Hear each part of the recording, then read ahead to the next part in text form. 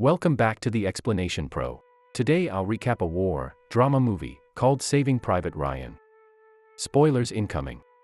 The movie started at the Normandy Cemetery and Memorial in the north of France. An American flag flaps gently in an afternoon breeze as an elderly man approaches the cemetery and walks among the rows of gravestones. He was accompanied by his wife, his daughter and her husband, and 3 teenage granddaughters. He falls on his knees in front of one of the gravestones with tears rolling down his cheeks as the camera zooms into his eyes and the movie rolls back in time to June 6, 1944. Ohama Beach, Dog Green Sector. On the rough waters of the English Channel, the American Ranger soldiers are headed to the Ohama Beach. The movie starts at the Normandy Cemetery and Memorial in the north of France. The captain of one unit, John H. Miller, orders his unit to move fast and clear the murder holes upon landing and to check their rifles for sand and water when they exit the boats. The soldiers were given 30 seconds before the landing ramp at the front gate opened, and the moment it was opened, many men were immediately struck down by machine gun fire from the German bunkers on the beach. To avoid the machine gun fire, some soldiers jumped into the water trying to get their heavy gears off. Others were hit by the enemy fire underwater.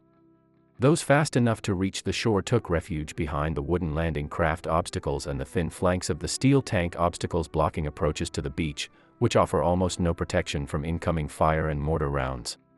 Miller, on reaching the ground, had to face the ugliness of war, his men getting shot, burned alive and dying, and some much like him, too afraid to even move a single muscle.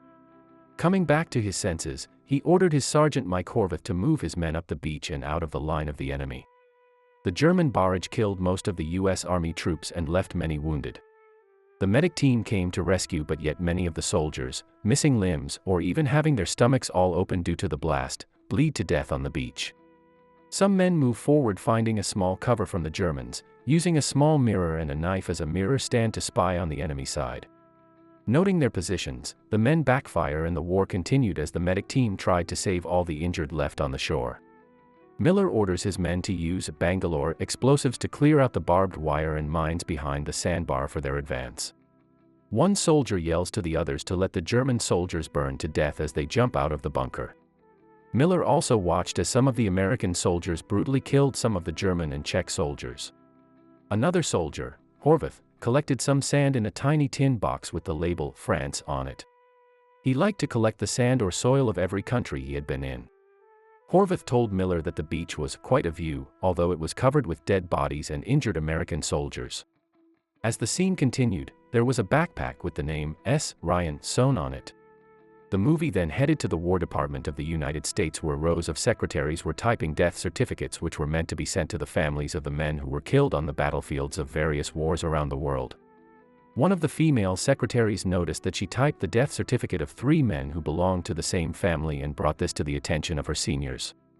The 3 men were all brothers from the Ryan family of Iowa, and their mother would be receiving the 3 certificates at the same time. The 4th and youngest son of Mrs. Ryan, James Francis, was part of the 101st Airborne Division, dropped into Normandy ahead of the beach invasion, and his whereabouts were unknown. The situation was brought to the attention of General George C. Marshall. He was informed through a letter from Abraham Lincoln that families under such circumstances should be supervised, and the general thus ordered his officers to find James and bring him back home to safety. Back in Normandy, Miller met with his commanding officer, reporting the difficulty of the mission and the loss of the lives of many of his men. Lieutenant Colonel Anderson gave Miller new orders to find Ryan back in Normandy with an assigned squad including Corporal Timothy E. Upham, who was a translator who spoke fluent French and German, and bring Ryan back. The squad was unsure about the relevance of the mission, and even Miller himself was also skeptical about this, but understood that his current orders were more important and encouraged his squad to discuss the mission. The squad arrived in a small French village where army units were currently at a standstill with the German forces they were fighting. Miller inquired if Ryan was a part of that unit, but the sergeant denied it. To get more information, they crossed the town via some side roads and came across a French family trying to escape their bombed home, but were unfortunately trapped in the crossfire. The father requested the squad take his young daughter to safety. Miller refused, but Caparzo stepped out from cover to take her, against his orders. He was shot down by a sniper, still alive and caught in the open. The squad took cover, unable to pull Caparzo to safety. Here Jackson quickly identified the town's bell tower as the sniper's likely shooting position and used a pile of rubber as his cover to take out the sniper. As the sniper looked out for another target, he caught Jackson a moment too late and was shot dead.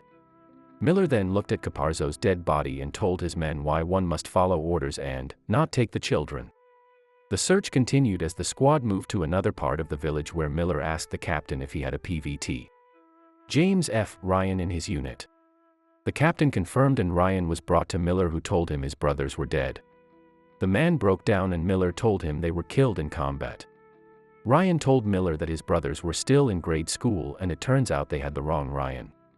There was another private being treated for a leg wound, also from the 101st, and the Airborne's rallying point was nearby and Ryan might have gone there.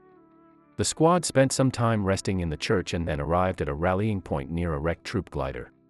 The rally point was filled with dozens of wounded GIs. A pilot among the wounded GIs gave Miller a bag full of dog tags taken from dead soldiers. Miller asked his men to go through them looking for Ryan while men from Army airborne units marched by. Luckily Ryan wasn't among them, and out of desperation he asked the passing soldiers if they knew about Ryan, and one of them did. The man told him that Ryan was assigned to a unit that was guarding a bridge across the Murderet River in the nearby village of Ramel. The bridge was of vital importance to the army and the Germans because it would allow either to drive their tank units across the water. The squad set out again. In the ruins of the village of Ramel, Miller's squad learned that Ryan and his comrades were guarding one of two remaining bridges across the Murderet River. Their commanding officer had been killed a few days ago, and Miller told Ryan that his 3 brothers were dead and that he was being sent home. Ryan was devastated by the news but refused to leave, as it was his duty to stay with his unit and defend the bridge until relief arrived. As Miller failed to change Ryan's mind, the Unit 2 decided to stay and help the unit defend the bridge. Miller examined their few remaining weapons and supplies and laid a plan to lure German tanks on the main street of Ramel, where the rubble from destroyed buildings created a narrow choke point that would bring the German troops into a bottleneck, allowing their unit to flank the Germans. Reiben was assigned to ride out on a German half-track motorcycle to lure the German unit into the bottleneck. Miller also suggested them improvising sticky bombs, which they would use to blast the treads off one of the tanks, turning it into a roadblock. The unit waited for the Germans to arrive while listening to music and sharing old memories. As the Germans approached, Jackson signaled from the church tower that there were 2 Panzer tanks and 2 Tiger I heavy tanks along with almost 50 German troops. Everyone took their positions and Reiben took out the bike. The unit started the execution of the plan with a few hiccups and a few wins. One of the Tiger tanks moved down the main street, and one of the soldiers attempted to plant a sticky bomb on the tank. Unfortunately, he waited too long and the bomb blew up, killing him. The German troops following the tank were cut down by the soldiers and by mines planted along the sides. 2 soldiers were successful in planting the Compi bombs on the wheels of the Tiger tank, leading to a blast, treading it apart. When the unit advanced on the German tanks to take out the crew, they were fired upon by a German squad, not much in number, with a 20mm flak cannon that brutally took out several more men. Ryan and Miller's squad opened fire, and even as the Germans were taken by surprise, the unit lost a lot of men. In the crossfire, Jackson was discovered in his perch and was hit by tank fire. A German soldier killed Mellish, Horvath was injured, and Upham was stuck on the enemy side. As Miller prepared to destroy the bridge, a shell from the Tiger hit the building behind him and blew the detonator out of his hand. As he tried to retrieve it across the bridge, he was shot in the chest and fell. Upham, still stuck on the other side, was undetected by the enemy unit. He rose to reveal himself and took the entire squad prisoner. He was recognized by the man who shot Miller and he called him by his name. Upham hesitated initially, but for the sake of his life, he fired his weapon for the very first time and killed that German soldier. The soldier's body thumped to the ground and Upham sharply ordered the rest of the prisoners to disperse. The Tiger tank began to cross the bridge but was blown up by a small squadron of P-51 Mustang fighters. As Miller was dying, Ryan and Reiben immediately called for a medic and Ryan informed him about the Mustangs. Miller quoted them as "angels on our shoulders." Back in the States, General George Marshall read a letter to Ryan's mother, informing her that her son would be returning home. He also quoted a passage from Lincoln's letter about the cost of war. Ryan was now going home and the camera focused on Ryan's young face transitioning into Ryan at present, standing at Captain Miller's grave. He told Miller that he hopes he's lived up to Miller's wish and had been worthy of all the work and sacrifice Miller and his men, his entire unit, did for him. He asked his wife to tell him that he's led a good life and that he's a good man. He salutes the grave of Miller as the American flag flaps in the gentle afternoon breeze. Thank you so much for watching.